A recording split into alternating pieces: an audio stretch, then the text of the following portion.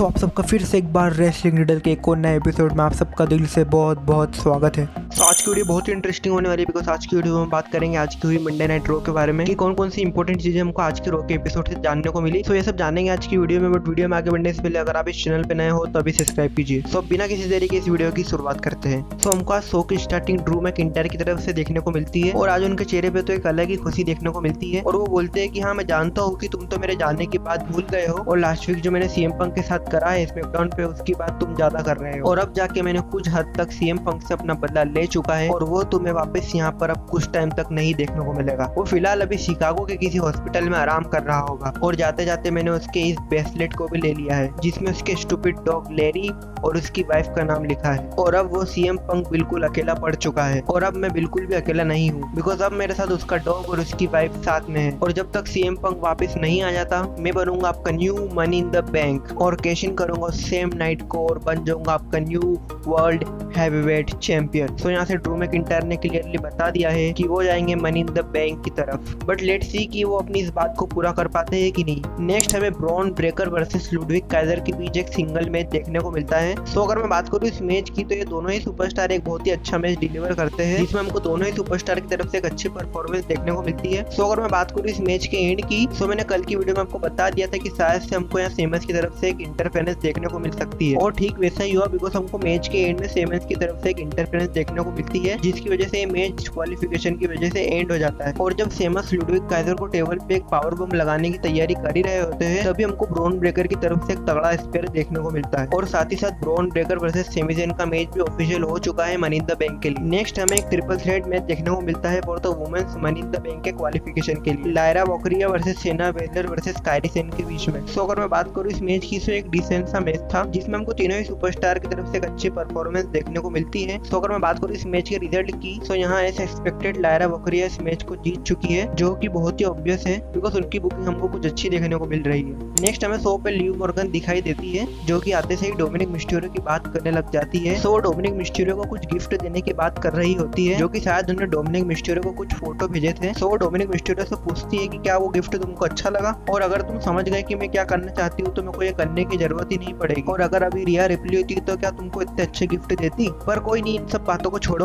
अगर तुम इसी वक्त इस रिंग में आते हो तो मैं तुम्हें एक और गिफ्ट देने को तैयार हूँ इन सभी लोगों के सामने। पर तभी वहाँ से जेलिना वेगा निकल के आती है और वो बेसिकली लिव मॉर्गन की चैंपियनशिप को चैलेंज करने के लिए आती है और वो बोलती है कि क्यों ना तुम आज इस चैंपियनशिप को डिफेंड करो अगेंस्ट मी। पर तभी वहाँ डोमिनिक मिस्टीरियो आ जाते हैं और सबसे पहले तो अच्छी क्राउड उनको बहुत ज्यादा ही बू कर रही थी और उनको एक शब्द भी नहीं बोलने दे रही थी। फिर वो जैसे तैसे बोलने की कोशिश करते हैं। मैं बिल्कुल भी नहीं चाहता कि अभी तुम दोनों के बीच में एक मैच हो बिकॉज जब मामी आएगी तो वो डायरेक्टली लिव मॉर्गन को मार के उनसे वो चैंपियनशिप को ले लेगी जिसपे जेलिना वेगा बोलती है कि तुमको इससे क्या मतलब, आखिरकार क्या तुम लिव मॉर्गन के मेन हो। और तभी लिव मॉर्गन जेलिना वेगा पे अटैक करना स्टार्ट कर देती है और वो अटैक कर ही रही होती है बट तभी वहाँ पीछे से रे मिस्टीरियो जेलिना वेगा की मदद करने के लिए आ जाते हैं पर उल्टा डोमिनिक मिस्टीरियो रे मिस्टीरियो को वहाँ से धक्का दे देते हैं और भाग जाते हैं और लिव मॉर्गन भी डोमिनिक मिस्टीरियो के पीछे पीछे वहाँ से भाग जाती है। नेक्स्ट हमें एक और ट्रिपल थ्रेट मैच देखने को मिलता है for the men's Money in the Bank के क्वालिफिकेशन के लिए Chad Gable versus Braun Strowman versus Bronson Reed के बीच में। सो अगर मैं बात करूँ इस मैच की तो मैच की स्टार्टिंग में तो हमको तीनों ही सुपरस्टार की तरफ से एक अच्छी परफॉर्मेंस देखने को मिलती है जिसमें हमको मैच के बीच में ब्रॉन्सन रीड की तरफ से एक सुसाइड डाइव भी देखने को मिलती है। पर मैच के बीच में हमको जजमेंट डे की तरफ से इंटरफेरेंस देखने को मिलती है जिसमें चारों सुपरस्टार ब्रॉन स्ट्रोमन पर अटैक करना स्टार्ट कर देते हैं और ब्रॉन स्ट्रोमन को एक तरीके से मैच के बाहर ही कर देते हैं जिसका पूरा फायदा हमारे चैड गेबल उठा लेते हैं और वो ब्रॉन्सन रीड को एक तगड़ा सुप्लेक्स मार देते हैं और फिर वो ब्रॉन्सन रीड को अपना फिनिशिंग मूव लगा के वो शौक के लिए इस मैच को जीत जाते हैं और वो क्वालिफाई कर चुके हैं men's Money in the Bank ladder match के लिए।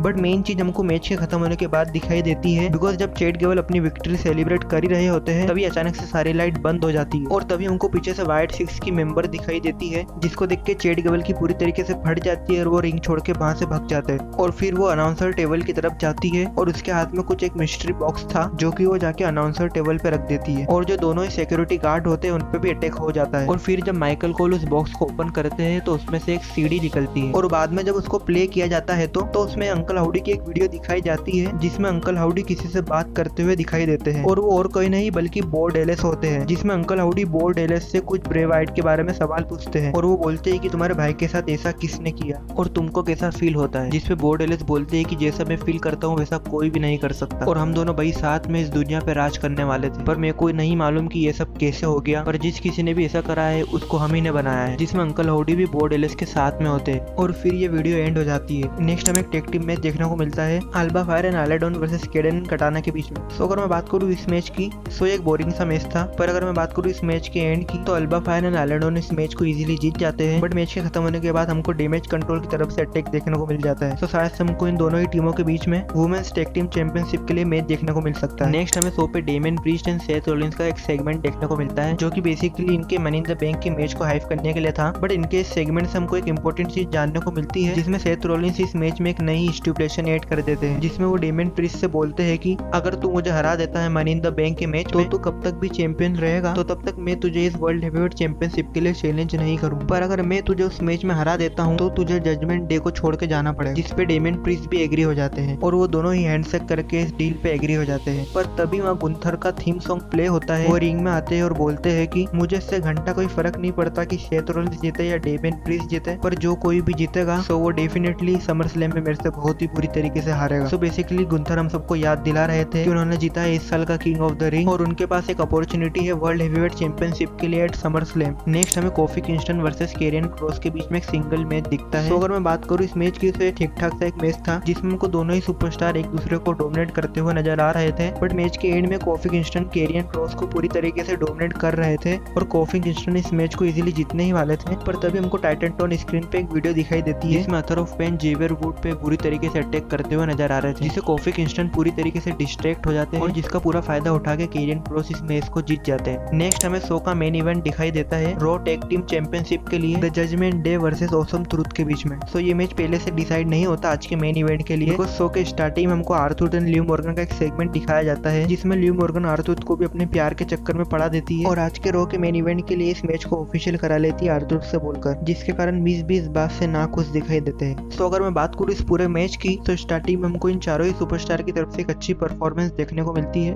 और साथ ही साथ हमको मैच के बीच बीच में कार्लिटो एंड डोमिनिक मिस्टीरियो की भी इंटरफेरेंस देखने को मिलती है। पर अगर मैं बात करूँ इस मैच के एंडिंग की तो लिव मॉर्गन इस मैच में घुस जाती है और वो आर्थर को डिस्ट्रैक्ट करने की कोशिश करती है, जिसका पूरा फायदा हमारे फिन बलर उठाते हैं और आर्थर को अपना फिनिशिंग मूव कोरियोग्राफ लगा के शॉकिंगली इस मैच को जीत जाते हैं। और आज हमको शो पे हमारे new raw tag team champions देखने को मिल चुके हैं द जजमेंट डे, जो कि एक बहुत ही अनएक्सपेक्टेड थिंग थी और बाद में लिव मॉर्गन भी जजमेंट डे को ज्वाइन करती हुई नजर आई। बट आप सबके क्या ओपिनियन है आज की इस रॉ की, नीचे कमेंट सेक्शन में जरूर बताइएगा। सो आज की वीडियो इतनी ही। अगर वीडियो आपको अच्छी लगी हो तो नीचे लाइक का बटन है जरूर दबाइएगा और अगर आप इस चैनल पे नए हो तो अभी सब्सक्राइब कीजिए, जिससे मेरी डेली वीडियो की नोटिफिकेशन आप सबको पहले पहुंच जाएगी। सो मिलते हैं नेक्स्ट वीडियो में किसी और इंटरेस्टिंग टॉपिक के साथ, तब तक के लिए बाय बाय।